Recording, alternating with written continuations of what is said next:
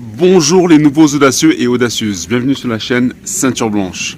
Aujourd'hui, on s'en va avec Pierre Thérouane. Si vous ne savez pas qui c'est, je vous mets un petit lien, comme ça vous saurez. Vous avez droit à une nouvelle méthode d'entraînement qui vient de Russie, s'il vous plaît.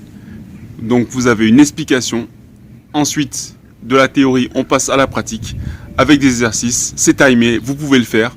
Et après, ça sera à vous de jouer. Donc, la première partie, explication, ensuite, action. Sans plus attendre, c'est parti. Voilà. Bonjour Pierre, on se retrouve pour une session sur le sport. Parce que j'ai découvert aussi une méthode russe dont on avait parlé au téléphone. Et je suis aussi un jeune, il s'appelle Mouvement Conscient, et c'est avec lui que j'ai découvert cette méthode. C'est une méthode un peu particulière, et effectivement, elle ne rentre pas dans le cadre de ce qu'on fait, où la récupération, elle est très très longue, il y a des 5 minutes, voilà, dans certains exercices. Et quand on parle souvent de ça à des personnes, ça choque, mais pour l'avoir testé, je trouve ça extrêmement efficace en termes de force. Et comme je sais que toi, tu l'as testé encore, tu es allé plus loin, je voulais t'interviewer sur cette méthode, que tu nous la présentes, qu'on sache de quoi on parle, de qui elle est, les bénéfices, les erreurs qu'on pourrait faire et comment la faire au mieux. Tu fais allusion à la méthode que tu m'as envoyée là, hein. Celle que tu m'as envoyée C'est ça, ouais, le exactement. 3-5, etc. Tiré par. C'est Bon, ça. je vais pas Le la dé- Pavel, ça, Tsoulin. Voilà, je vais pas forcément la développer, mais je vais expliquer un petit peu Le concept. ouais, le concept, comment moi je comprends les choses, et ce que je vais utiliser, c'est mon terme à moi, donc c'est pas forcément vrai. Euh, Beaucoup de gens connaissent la musculation classique qu'on fait dans les salles, etc. Et donc moi, avec le temps, j'ai appelé ça la méthode américaine, avec le slogan No pain, no gain. Où classiquement, dans ce type de travail de musculation, on fait 4 à 5 séries d'un exercice, on travaille entre 6 et 12 répétitions, et ouais, voilà, en montant progressivement la charge. Et sur la dernière série ou les 2 dernières séries d'un exercice, on va à l'échec musculaire. C'est-à-dire jusqu'à temps qu'on ne puisse plus faire une répétition, éventuellement un partenaire aide à en faire 1 ou 2 forcées. Donc ça, c'est la façon muscu, avec 1 minute 30, 2 minutes de récupération entre les séries. Et en général, on travaille en split, c'est-à-dire qu'on choisit un groupe musculaire ou 2 groupes musculaires dans la séance, et ça nécessite donc de venir 4-5 fois dans la semaine pour pouvoir travailler tout le corps. En général, on travaille un muscle 1 fois par semaine.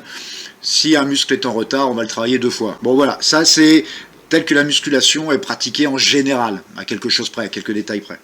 Et moi, c'est ce que j'ai pratiqué très longtemps. Ensuite, j'ai changé mon mode d'entraînement, je suis passé par différentes méthodes, hein, du poids de corps, etc.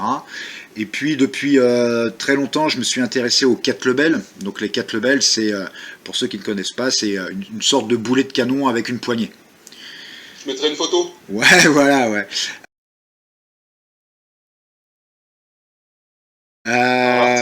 Cet accessoire-là, en fait, c'est un copain à moi qui me l'a fait connaître. C'est à l'époque où c'était pas très popularisé. Lui, il l'avait connu par le biais de ce livre-là. Ça, c'est la deuxième. Dans quel sens faut que je mette? Voilà, c'est bien. C'est la deuxième. C'est la deuxième édition. Il y a peu de différence entre la première édition et la deuxième. Et pourquoi il fait ça? Parce que bon, forcément, on bossait en fait en sécurité ensemble, et on s'entraînait ensemble en Krav Maga. Enfin, ça s'appelait pas Krav Maga à l'époque, mais on adaptait sur notre lieu de travail. Et puis en même temps, on s'entraînait ensemble, on faisait des sports de combat et de la muscu, etc. Et lui, il avait acheté des kettlebells, et un des kettlebells que j'ai chez moi, c'est un de ceux que je lui ai acheté à lui. Alors à l'époque, c'était plutôt cher parce que t'en trouvais pas dans les décathlons ou trucs comme ça. Il fallait l'acheter par correspondance. Et suivant le poids du kettle que tu achetais, tu payais plus cher de frais d'envoi que de kettle. Il faut se mettre à la place du postier, hein. Quand tu te fais envoyer un truc de 24 kilos, ça change du colis habituel. Bon, voilà comment j'ai connu ça.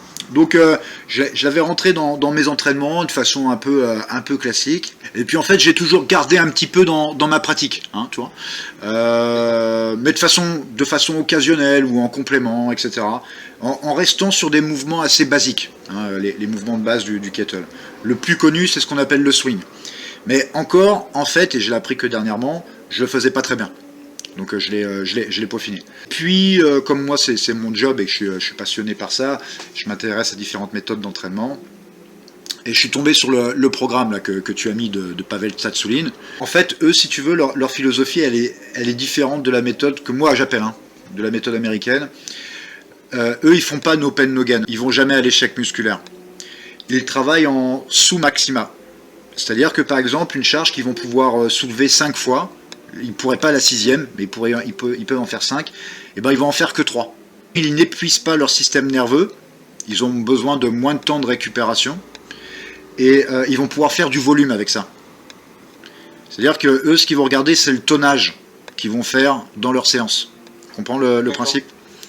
Là où la méthode américaine, tu vas travailler sur plus de répétitions, et tu vas aller à la rupture jusqu'à temps que tu puisses plus faire le mouvement. Eh bien, eux, ils vont utiliser des charges plus conséquentes, en général. Ils vont pas aller à l'échec, ils vont faire du volume. Donc voilà, grosso modo, c'est les grosses lignes. Alors, c'est pas le seul, hein, mais Pavel Tsatsouline, lui, son évolution à lui, de ce que j'en ai compris, c'est de tendre vers le minimaliste. C'est-à-dire, il cherche pas à avoir plein de mouvements dans son entraînement. Il cherche à simplifier, voire même si tu peux en faire qu'un ou deux, c'est bien. Mais donc, à la différence également, c'est que dans leurs entraînements, ils sont surtout sur des mouvements fonctionnels qui se rapprochent en général de l'haltérophilie. Et donc, ce qui permet que sur un mouvement, en fait, tu travailles tout ton corps, quasiment tout ton corps. Tu vois, dans l'haltérophilie, si on prend un mouvement comme, par exemple, on va prendre l'arraché, donc la barre, elle est au sol, tu la soulèves du sol en faisant un soulevé de terre, et dans un mouvement d'arracher avec tes bras, tu la passes au-dessus de toi et tu te dépêches de plonger en dessous en squat en fait, pour la réceptionner sur les bras tendus, et tu te relèves bras tendus. Bon bah ça, mis à part peut-être un peu les pectoraux, et encore ils bossent en stabilisateur, bah t'as tout le corps qui a bossé quoi. Tu vois. Et donc t'es pas sur la méthode de split américaine où tu vas couper ton corps en séquence, tu vas travailler la globalité. Et en fait, ça, c'est beaucoup plus intéressant pour nous, parce que quand tu combats, c'est pas que ton biceps qui combat, tu vois. C'est pas que ta cuisse qui combat, c'est tout le corps. Et au-delà de ça, qui est un peu rigolo, quoi, au-delà de tout ça, en fait, c'est que tu apprends à tes muscles à fonctionner ensemble, et non pas en pièces détachées. Et ça, c'est crucial. Et en fait, dans les mouvements de kettlebell, et ça j'aime bien, c'est dans le bouquin... j'ai ramené plein de bouquins pour te faire voir ce que je bouquine. Je l'ai fait voir celui-là, non, je l'ai pas fait voir, hein, Pavel. Non, de l'autre côté, vas-y, viens, regarde par rapport à ton portable, voilà, parfait. Là. Super. Tac. Bon, bah, typiquement là-dessus, il est sur, dans ce bouquin-là, il a conservé 2 mouvements. Donc le swing.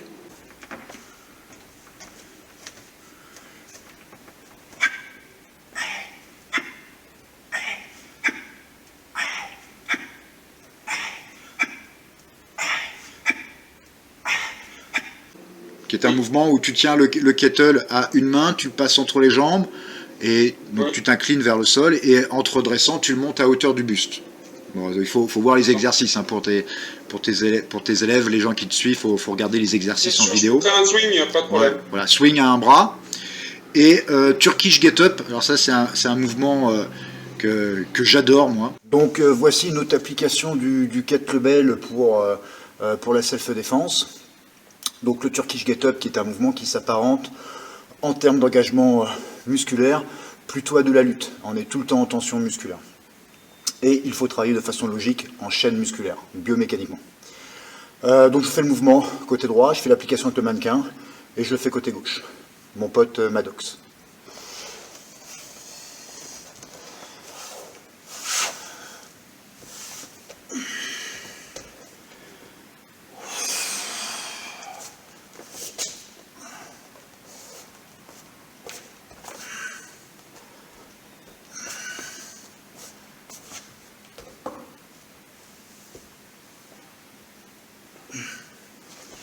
En fait, tu es allongé sur le dos. Moi, je rajoute une petite particularité, c'est que tu es allongé sur le dos, bras tendus au-dessus de la poitrine. Moi, je commence l'exercice bras pliés. Donc, je suis sur le dos, je fais un développé couché d'un bras, en fait. D'accord. Et ensuite, après, bon, c'est un peu complexe à expliquer, tu viens te rasseoir. Tu te rassois en poussant sur le côté. Donc, tu prends appui sur une main, sur la main qui n'a pas le kettle, puisque l'autre kettle, tu l'as en bras tendu au-dessus de la tête. Oui. tu décolles ensuite ta hanche du sol, tu Oui. poses un genou par terre et tu te relèves. Oui. Et là, le mouvement n'est pas fini puisqu'il faut revenir en sens inverse. Oui. Mais ce que je vais te proposer, si tu veux, parce que j'ai pas le temps de le faire, mais demain matin, j'ai le temps, je vais me faire un entraînement, Parfait. kettlebell, mixé avec du shadow halter. Et dedans, je vais te mettre les deux mouvements. Je vais te mettre le swing et le Turkish get up. Hein. Et donc, je vais l'orienter comme je t'expliquais moi, comme la façon dont je m'entraîne, sur un round de 3 minutes. Ok. D'accord. Donc, il va comprendre de la préparation physique et de la boxe. D'accord. Hein, je me sers de la fatigue de la préparation physique et je viens la potentialiser dans mes gestes de combat, quoi. Ce qui est super intéressant pour des combattants comme nous et des gens qui font du MMA, c'est que le mouvement du swing, en termes d'engagement musculaire, c'est la même chose qu'une frappe. D'accord ? D'accord. Et le Turkish get-up, en termes d'engagement musculaire, c'est la même chose que du grappling. C'est le même type d'effort. Tu vois, on se rend compte quand on fait du combat striking ou quand on fait du combat grappling, on n'a pas la même fatigue. Elle ne s'exprime pas de la même façon. D'accord. Hein, et c'est ce qui est dur, c'est de switcher d'un état de fatigue à un autre. Hein, Bien sûr. et voilà, et ça c'est Oui, très oui, oui. spécifique. Eh bien, l'avantage, c'est qu'avec le kettlebell, eh ben, tu recrées ces conditions. D'accord. Et tu retrouves des choses similaires où tu vas faire travailler tout le corps, etc. Et donc, c'est hyper intéressant pour nous, encore une fois, parce qu'en t'entraînant de façon classique en musculation, si tu veux bien bosser, l'entraînement, il te prend 1 heure, 1 heure et quart. D'accord ? Et tu dois faire D'accord. ça, donc pour travailler tout ton corps, eh bien, 4-5 fois par semaine. D'accord ? Et si à côté de ça, tu veux rajouter ton Krav Maga, bah, ça commence à être chaud. Ça commence à être chaud. D'un point de vue déjà planning, est-ce que tu peux te le permettre professionnellement ? Est-ce que tu peux te le permettre financièrement ? Parce que ça veut dire t'inscrire dans une salle de muscu et t'inscrire dans un club de Krav ou d'autres choses. Oui. Familialement, est-ce que tu le peux ?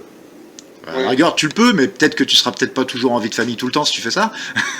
Oui. Bref, voilà. Et puis, Peut-être qu'après, tu auras tout le temps. Comment ? Justement, peut-être qu'après, tu auras tout le temps. Ouais. Et puis, il faut voir ta fatigue aussi. La fatigue que tu vas avoir si tu rajoutes toujours des choses dans ta semaine. Et en fait, plus tu es fatigué, moins bien c'est, parce que si tu te fatigues énormément en muscu, et ben tes entraînements de Krav Maga, tu vas être un cran en dessous. Tu vas pas pouvoir accélérer ou quoi que ce soit. Tu seras en dessous, tu seras pas performant.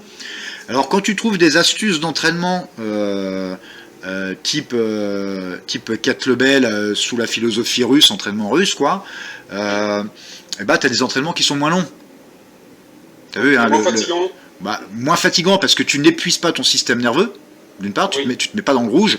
Tu travailles avec des charges où tu n'as pas le choix d'être engagé, hein, mais tu vas pas te crever. Tu vas pas te crever. Tu gardes toujours cette réserve et moi je trouve ça intéressant parce que j'avais jamais fait comme ça avant en fait. Moi je me défonçais tout le temps. Voilà, vous avez déjà une première explication et comme je vous l'ai dit, vous allez le trouver sur plusieurs épisodes, donc de la partie explication et démo jusqu'à la partie finale où vous avez tout un programme avec des exercices. Si vous voulez plus d'explications, vous allez sur mon blog Ceinture Blanche, vous aurez vraiment toutes les références dont vous avez besoin. Pour toutes les questions justement sur comment exécuter, ça se passe dans les commentaires. Alors allez-y, abonnez-vous à la chaîne, nous sommes bientôt 1000. Et comme je le dis toujours, la vie se vit comment ? Avec de l'audace, encore de l'audace et toujours de l'audace.